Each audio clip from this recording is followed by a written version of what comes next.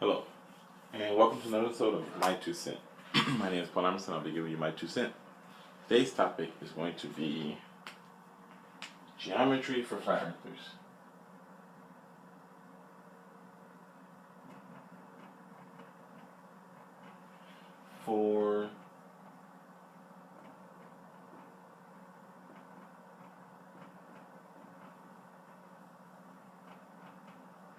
And it really should be basic geometry for flat earthers. But before I actually go into a geometric tangent where I'm going to draw a bunch of shapes and stuff and tell you about, shapes and polygons and polyhedrons and circles and squares and cubes and tetrahedrons, if I go that far into it, I want to basically touch on what I believe is the foundation of flat earth theory, because ironically enough, it kind of falls into the same realm as the reason why I started my 2 cents. So there's basically two positions that I've seen so far that flat earthers take. One being religion. The Bible says it, so it must be true. So let me alter reality to fit the context of the Bible. And the other context being everything that we're taught is a lie. We've been lied to all of our lives. So I don't know what to trust or believe. So I'm going to trust my senses and modify the world based on my belief, because my words have more power than reality. Reality bends to what I perceive it to be.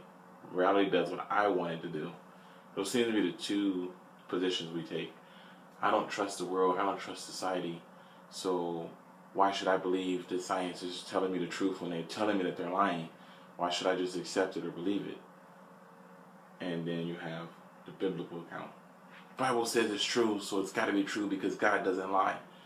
So, proofs, right? I touched on that in my earlier video. We believe a thing to be true if we're taught that it's true. If I give you, and I say, if I give you this, right, and I say 1 plus 1 equals, and you say, okay, I have one of these, and I have one of these here, and I have one of these here, so both of these looks like that if they're next to each other, so then the answer must be 2. If I give you a this and a this plus this and this, and we further add to the proofs. See how we build on our proofs? This is how we build proofs in society, because these values are understood in our minds, but the communication of these values between two individuals has to have some agreed upon foundation. If I said that potatoes, let's say that I said A plus B equals C. Well, what's the answer?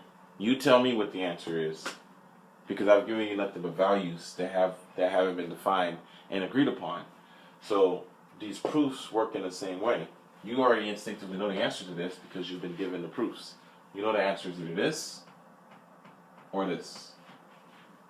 And the only reason you would argue with this is because of religion, or you believe that what you have already been taught is not to be trusted. And your position of not believing things are trustworthy comes from being lied to, probably by people of a religious background. A scientist and any member of a academic sector of engineering, science, biology, mathematics, cosmology will always tell you that they don't know or that they don't understand, because it is through the acceptance of not knowing and understanding that we as scientists grow in our understanding. Give me the proof. I haven't found that proof yet. I don't know what that proof is. Let me go spend 5 or 6 more years trying to understand that proof. So when I come back to you, I will know what I'm talking about. I won't just be able to say, well, I don't believe that because it makes me feel sad. I don't believe that because it makes me feel angry. I don't believe that because it makes me feel stupid. Those positions don't do anything for you. Now, I'm going to deal with my razor. I need my razor. I'm going to deal with 2 things real quick. First, I'm going to deal with the biblical belief that the Bible says it's true, so that it's true. So the Bible we have, let me spell it right. I'll just do a quick edit job right here. Wait, I think this is it. Speed it up. So in the Bible we have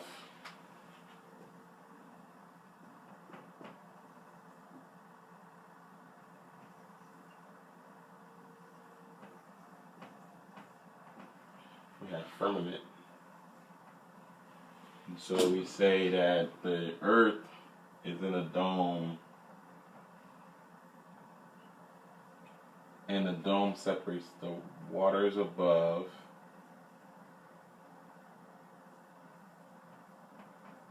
from the waters below.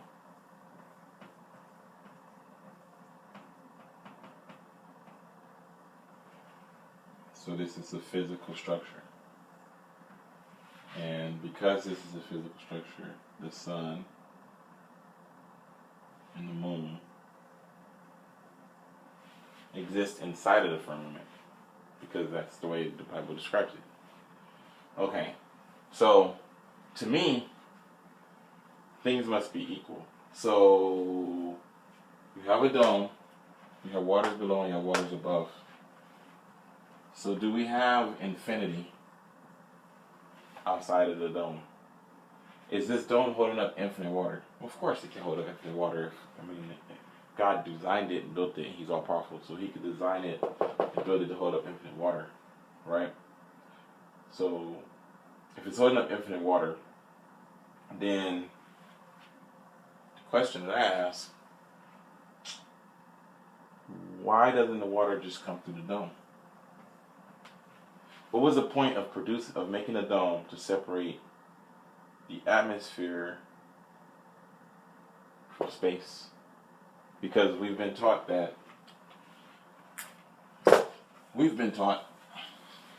or I should say we've been lied to, if you actually follow and believe in flat earth. We've been lied to and said that the earth is round and that there's an atmosphere, right? And that there's a North Pole and a South Pole, and that the sun is millions and millions of miles away, and that the moon, while really far away, is extremely close in relation to the sun. And I'm not going to draw continents because I can't really illustrate them or render them that well anyway. But here's my question: if the Earth is a sphere, and it exists in infinite space and volume,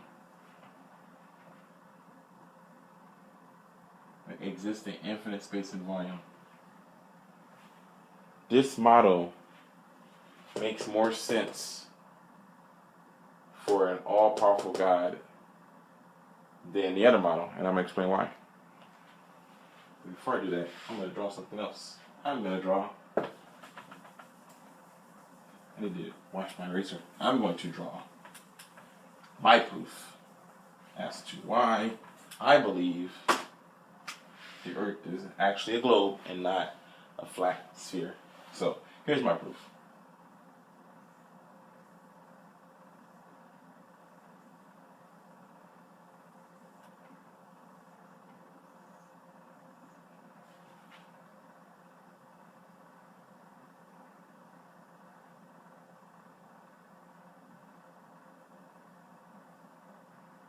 Put a little tree here.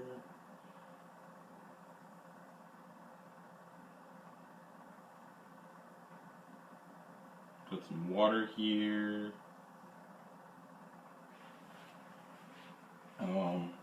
Put some clouds here. And these little bitty dots is rain. Okay. Now, this is a very crudely rendered terrarium, right? And this is strictly dealing with the creation idea first. If God was powerful enough to make the Earth a flat disc with a dome to separate the waters from above from the waters from below, if He wanted to do that, and it was possible for Him to have that kind of power, then you would be absolutely right if we ever discovered that there was a dome.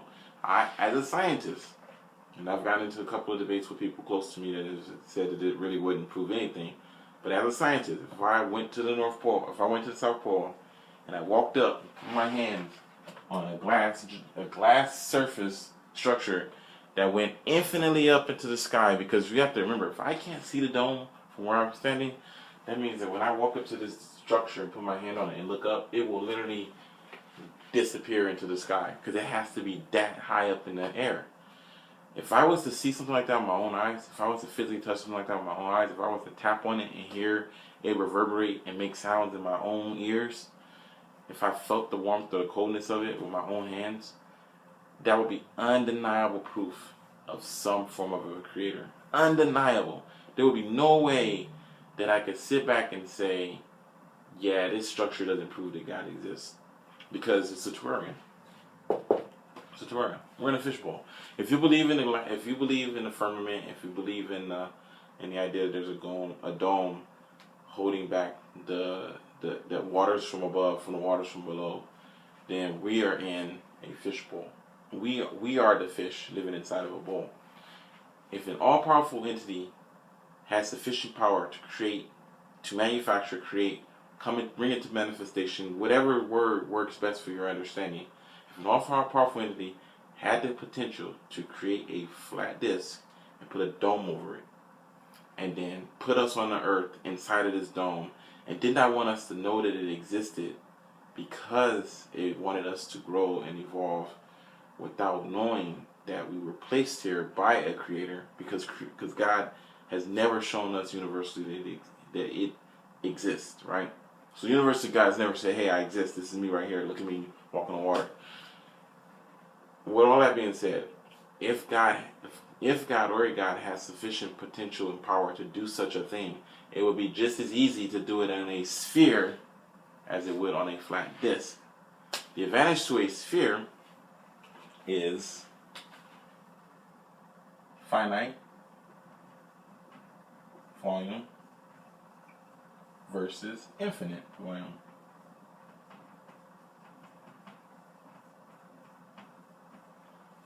It makes more sense to me, and I don't even believe in God, not the way that the Bible describes it anyway, that an all-powerful entity would create an infinite space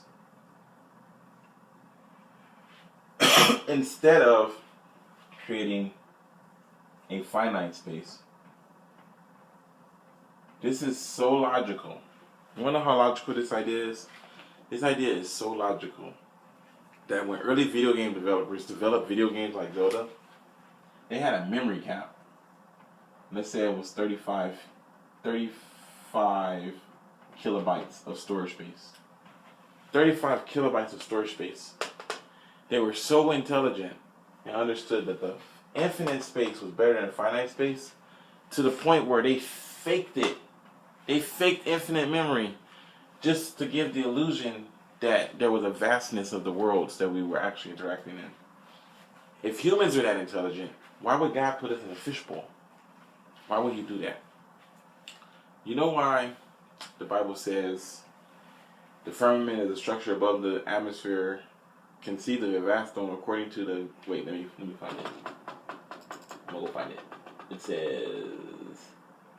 Then God said, let there be a firmament in the midst of the waters, and let it divide the waters from the waters. Thus God made the firmament, and divided the waters which were under the firmament from the waters which were above the firmament. And it was so. And God called the firmament heaven. So the evening of the morning were the second day. If I live in a... Oh, I could just use these. This is the answer to your question of why the Bible states that there is a firmament. Because if I'm walking around and I don't understand the world, and I'm trying to explain how God created everything, and the most important component about life on Earth is water. We know that there's vast water on the earth, on the ocean, and we know there's vast water, and we know there's water on land, and we know that water falls out of the sky. So the creation myths, the Christian creation myth, accounted for rain. Accounted for rain.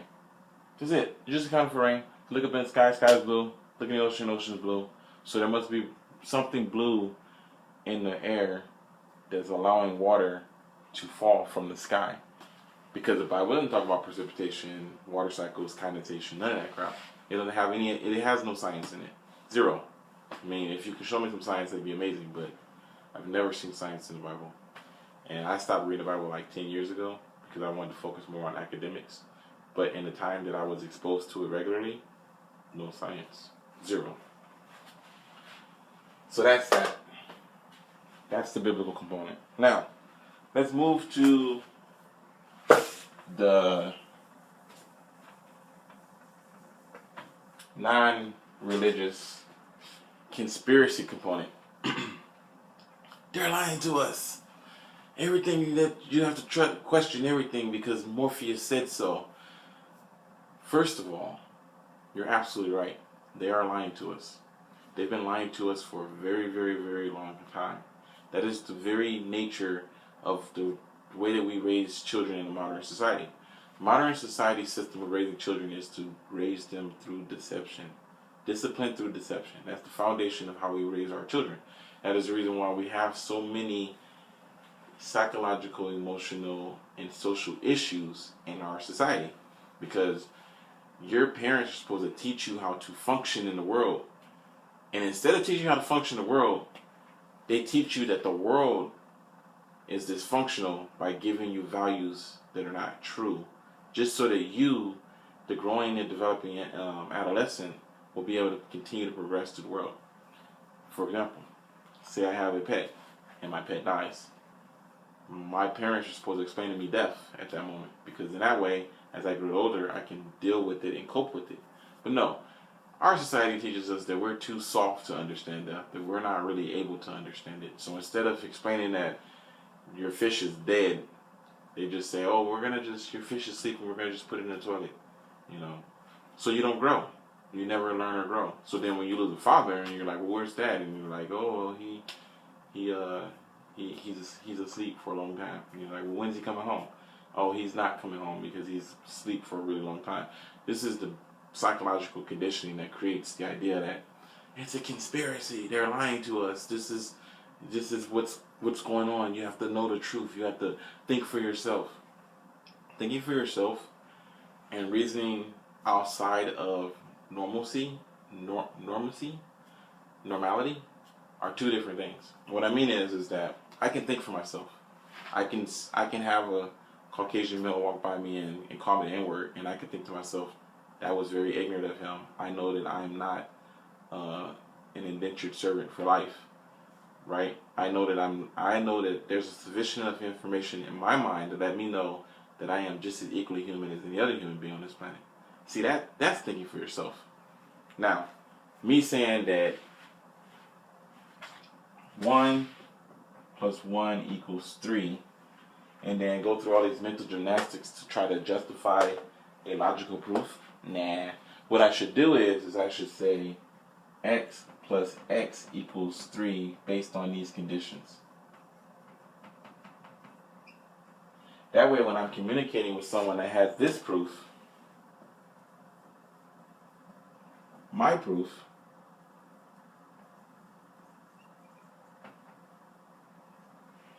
won't contradict. Because I could be like, yeah, that makes sense. What you're saying makes a lot of sense in the context that you're speaking. We don't do that. We want people to conform to what we believe to be true, instead of allowing people to have freedom of choice of what they choose to reason and understand. And this is where the conspiracy thing comes in. Now, to address the flat earthers based on that, not the ones that believe in God or Christianity or creation methods of foundation, but the idea that we are being lied to the extent that we need to ignore and distrust the government, right? Here's the problem that I have with the idea that, based exclusively on that the earth is flat, or that being the fundamental proof that shows the earth is flat. You're absolutely 100% right. Humanity lies, right? So here's my question to you. Why would Russia agree with America, agree with China, agree with Africa? Africans on this planet have enough knowledge to know if the earth if there's a dome over the earth, right? Why would African people agree with European people to cover up a dome Earth? Why would nations across the earth all agree to such suspicion, right? I don't know. Can you tell me? Can you tell me why all of these cultures that don't agree on anything will automatically decide, we have this, we're going to create this one world order, and we're going to control and regulate everything, and we're going to puppeteer the rest of the world and convince people that there's all this division when there's really this unification. When we know for a fact they don't agree. You have to explain to me why America dropped two atomic bombs on Japan, and you have to explain to me why the Japanese government would continue to agree to not tell us about the dome. Because there's one thing you need to understand about rebelling. Rebellion, especially if you watch Star Wars, is a self-serving act. It's a self-serving act. The act of rebelling is not intended to create some form of objective. Like, I'm not gonna rebel. If a kid is rebelling, they're rebelling because they want attention from their parents. So that's all they want. They don't care about anything other than getting the attention from their parents. So you can't say that fear is what motivates other nations to be compliant to hide the truth about a flat earth dome, because the act of rebellion is a self-serving act. Oh, you think you're all powerful. You think you have all this control. Well, you know what? I'm going to tell your citizens that there's a dome over the earth, and then you're going to lose control, because once they know that you're lying to them, then they will no longer agree to anything, right? That's kind of the point that I'm making. Like, why did all the nations agree on this one point when they don't agree on anything else? We can't even get them to agree on global warming. Like, why would that even be the case? I don't see any nation agreeing to tricking the masses of the earth to believing that there's a dome over the earth. Now, I'm 100% with you on the fact that it is extremely strange that the nations would agree to stay out of Antarctica. I'm 100% in agreement on that, but not because the dome is there. That makes no sense. Because if I was the government, if I was the Russian president or dictator or whatever communist head office title is held, I'm old, so I don't know if they're still Soviet Union. But anyway, whatever title they hold in Russia, if I knew that there was a glass dome, I wouldn't want to agree with America. They're my enemy. Why would I be like, oh yeah, we can agree that we're not going to tell people that this exists? I'm going to go back to Russia and be like, hey, there's a freaking glass dome around the earth, and the earth is flat. And all of the science and physics that we've been giving is all lies. It's all lies and not true. China has a strict regulation over their internet. Their citizens don't even get access to 100% of the internet that the rest of the world gets access to, because China has very strict policies on what they will and won't show their people. If China knew there was a dome, they probably would tell their people. Why wouldn't they? If you, and like I said, an act of rebellion, if you are a government in opposition to another government, and you want to control people with information, that's the best way to do it. There's something greater than Europeans, because there's a freaking dome over the whole planet that's older than Earth itself. We know for a fact that humanity couldn't have built this because we don't have the technology or the resources to do so. So that's the second component. And with that rant and rambling out of the way, I'm going to explain geometry, because the foundational component of all of this misunderstanding comes from geometry. There is a miseducation of geometry, because most people that go to school and learn geometry is extremely boring. And when I explain it's going to be boring anyway, it's going to also be boring. But it should be clear, because we're not as young as we used to be. So there's two things you need to understand starting off. There's polygons, and then there's polyhedrons. I'm probably pronouncing that wrong. D-R-O-N. Polygons, polyhedrons. Okay, so what is a polygon? A polygon is a two-dimensional representation of an object. And what is a polyhedron? Polyhedron is a three-dimensional representation of an object. So we start with the point. For the sake of the context of this video, a point has no dimensions.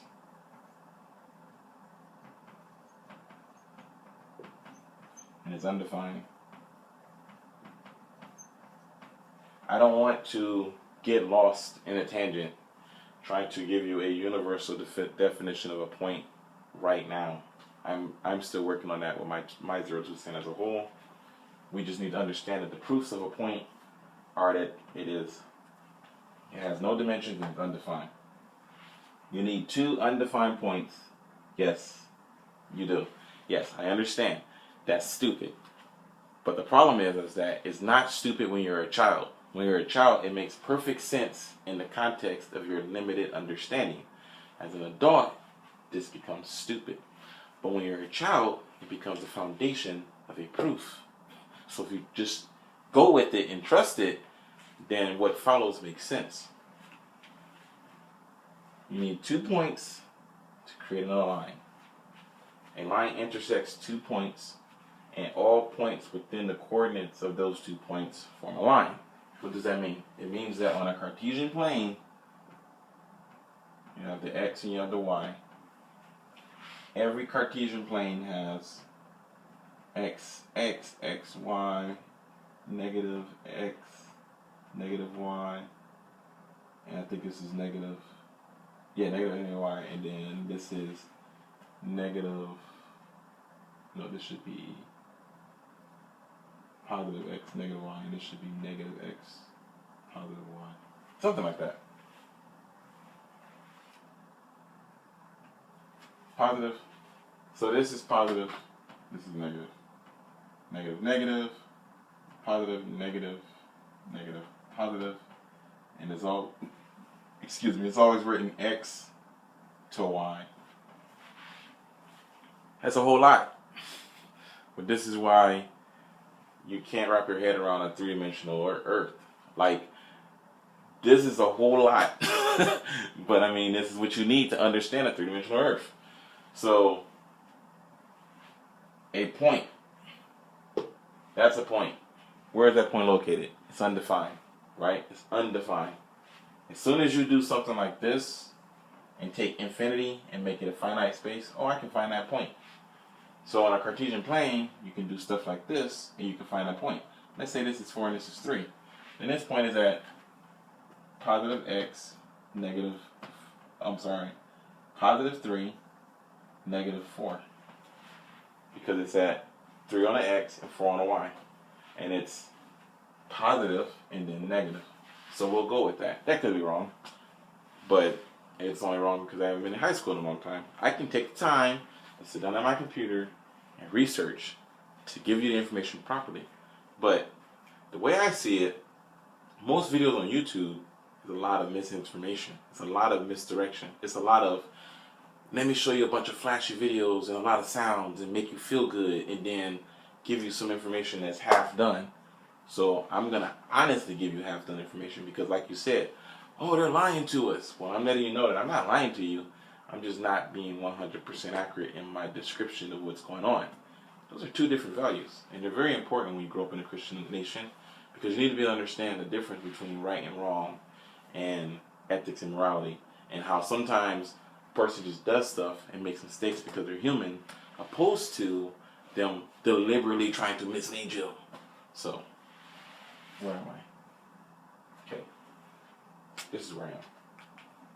This two-dimensional object is a polygon. Flat Earth is not a disk. It's a cylinder. It's a cylinder with a half a sphere on top of it, which is ironic when you think about it. It's ironic that you can't believe in a 3D model of the Earth because it does not compute yet for your Earth to even exist, it needs at least half of the volume of a spherical body. It needs at least half the volume. At least half of a circle is required. Anyway, I digress. Cylinder. A straight line. Earth cannot be flat because flat implies 2 dimensions of geometry. Everything that exists in our 3-dimensional world has to have length, width, and depth. And then you move into your third geometric shape.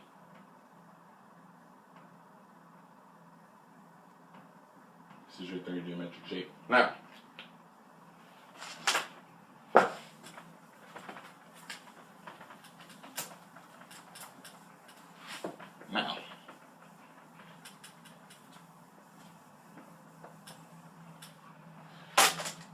see if I can do this.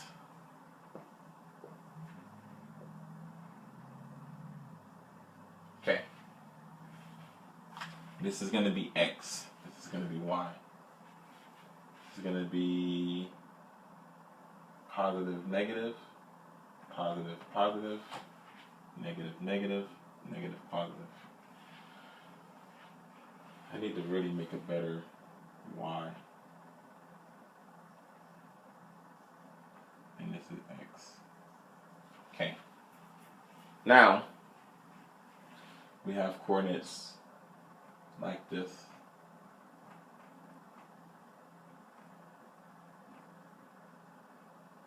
And they're always this way.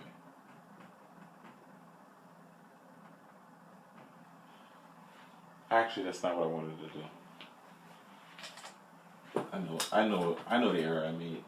I don't want to give you the X and Y values. I want to give you this.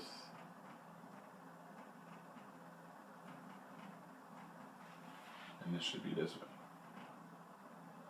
And that should be plus negative. So each one of these symbols represents a coordinate to define 2-dimensional space, right? So if you want to draw a line, you would need at least 2 of these. 1, 2. And then if it's going right to left, then it's positive. So it's positive 1, positive 2. If it was going the other way, then it would be negative 1, negative 2, etc., etc. You need 4 of these. You need all 4 of these to describe a square, because there would be 4 points. And each point would have to have two.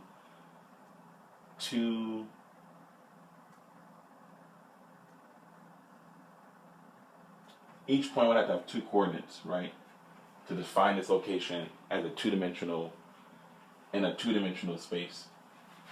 So then, if you do something like this,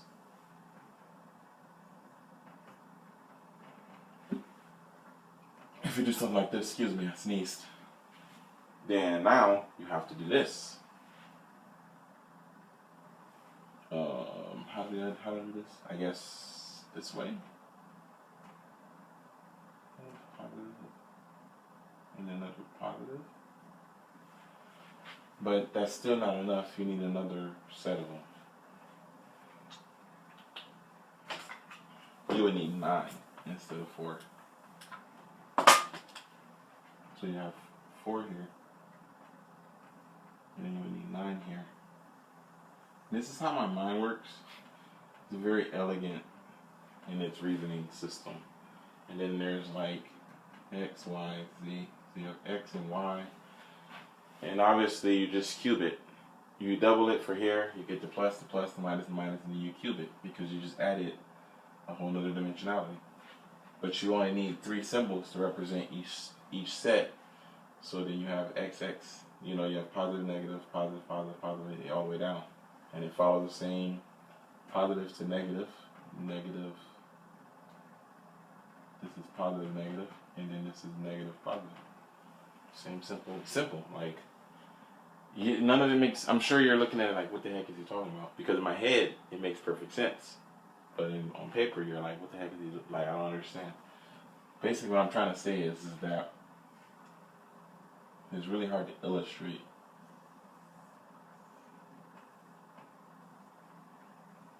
But if I was to put a point, where are you? I need to adjust it. This needs to come down like this. Nope, you need to go there, you need to go there, and there. Whew, let's draw it better. Because it got lost in translation.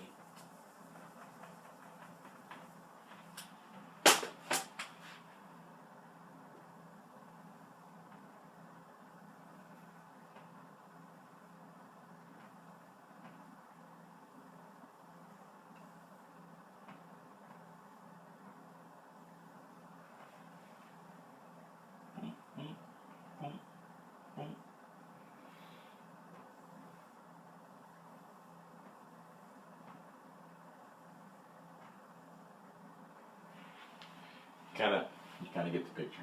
You really don't. Maybe I'll throw a little bar. Yeah, I'm gonna go with it. So, actually, I'll just do this.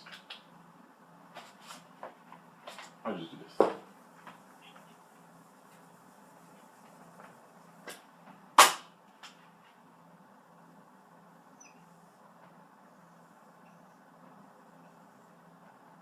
Just do this. This will work just fine.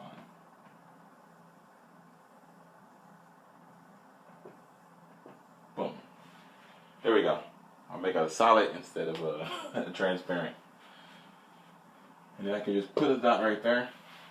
And then this correlates to that. And then I have to write out plus y minus x.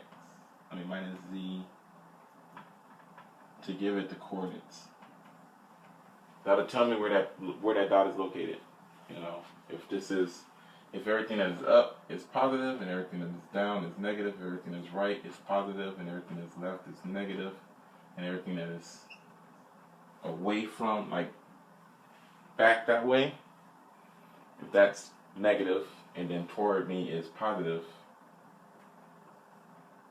then we have the same type of system as with that.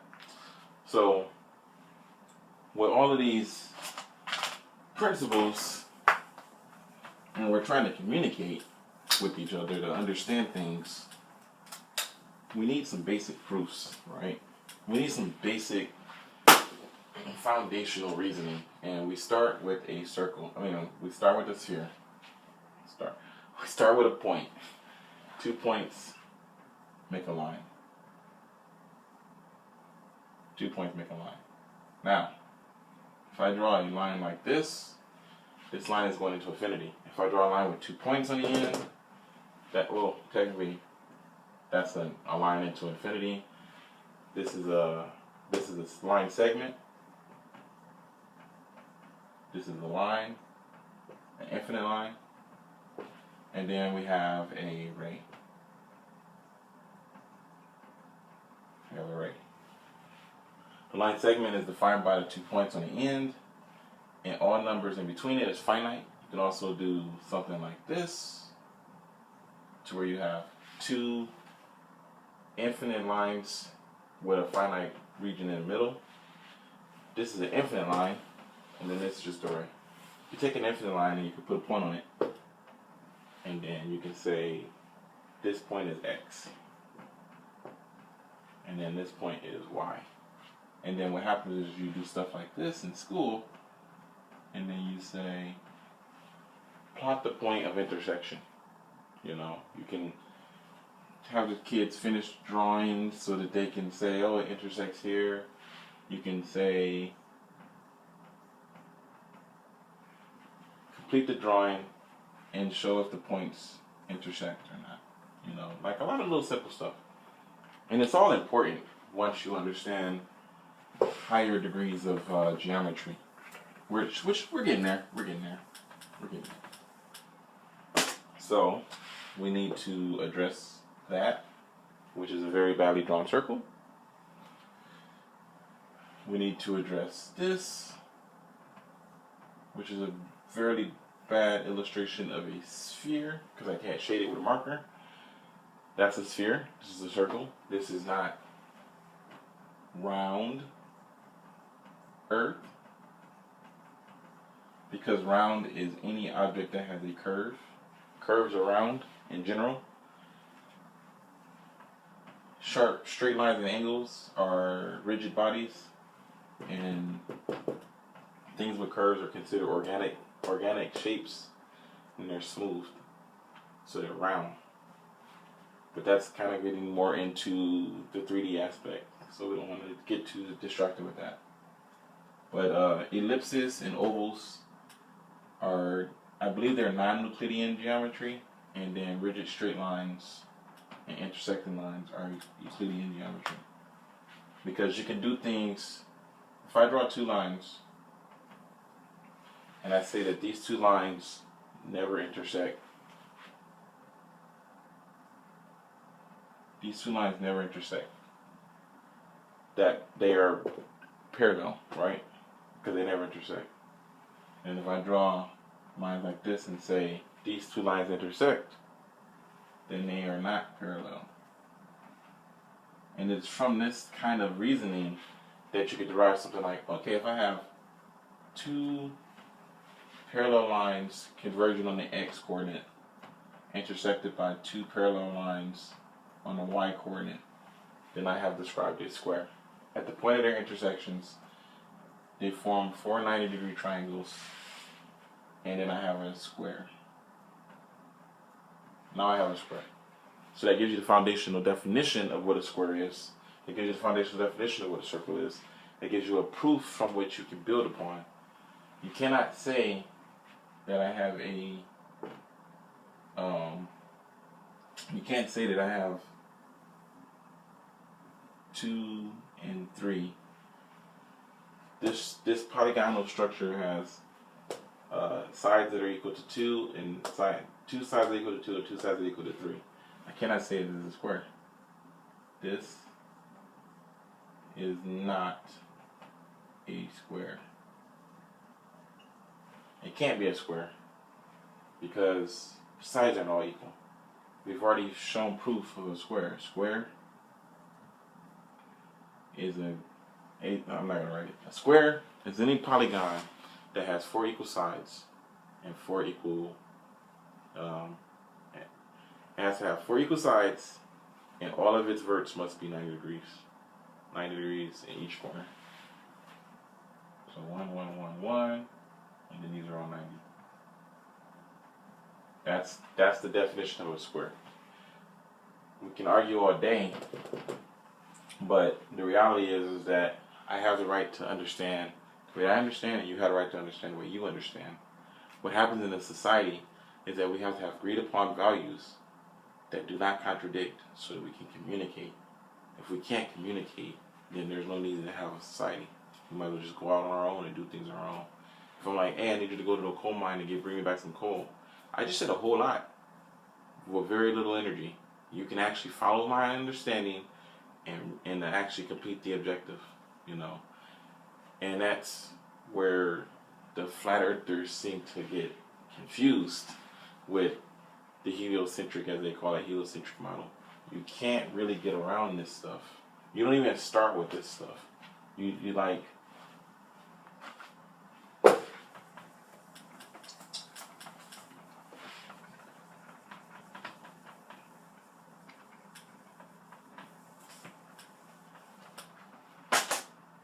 the earth was a round disc,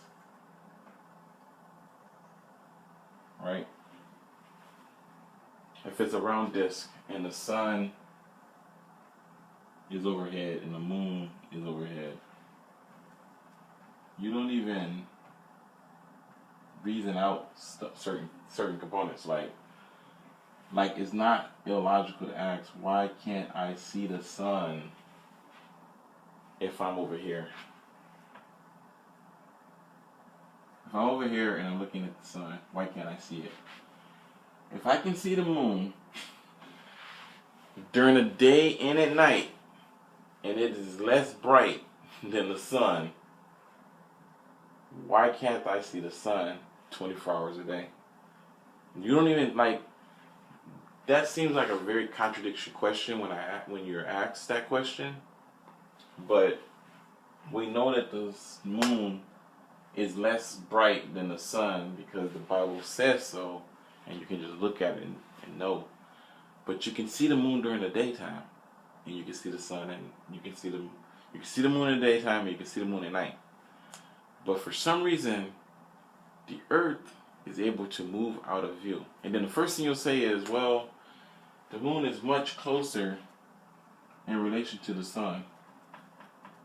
So then the moon must also be bigger than the sun, because you can still get an eclipse. The moon and the sun can still eclipse. One of the coolest things about the idea of a created universe is the fact that the sun is as big as it is described, and that the moon is as small as it's described, and that the distance from the sun and the earth in relation to the moon are such that when they line up, the sun and the moon are the same exact size. To me, that's always been like the best. Like if I went to church and someone was like, "Oh, the way that you know God exists is because He aligned the earth and the moon and the sun in such a way that a lunar eclipse is possible, because the sun is really big, the moon is really small, but their distance from each other creates a perspective which makes them the exact same size disk." You can't even get that on this model. This model actually makes that impossible, because the moon has to be bigger than the sun, not the other way around. So that was my basic introduction to geometry. Put some questions, some actual questions, not just like, oh, you're just rambling, you don't like Christianity, you're so lost, you need to go find Jesus. I don't want to find Jesus. I'm done looking for Jesus. I don't have time for that anymore. I'm a 36-year-old African American living in a racist, bigot country where the KKK used to ride on horseback and burn crosses, the representation of Christ, in the yards of people that look just like me, for believing that they had the right to an equal part in this nation. And where was Jesus? Like, hey, don't be using my symbol in vain. Like, how you gonna burn? I love all people. How you gonna burn a cross in the ground in front of this man's house and then represent me? And Jesus didn't even care. Jesus literally didn't care. So I ain't got time for that. If you want to have a discussion about science, then leave that stuff in the comments. If you want me to make a video where I just rant and rave about why I'm not a Christian, then ask for one. Otherwise, let's just focus on this. And as always, my name is Paul Emerson, and that was my 2 cents.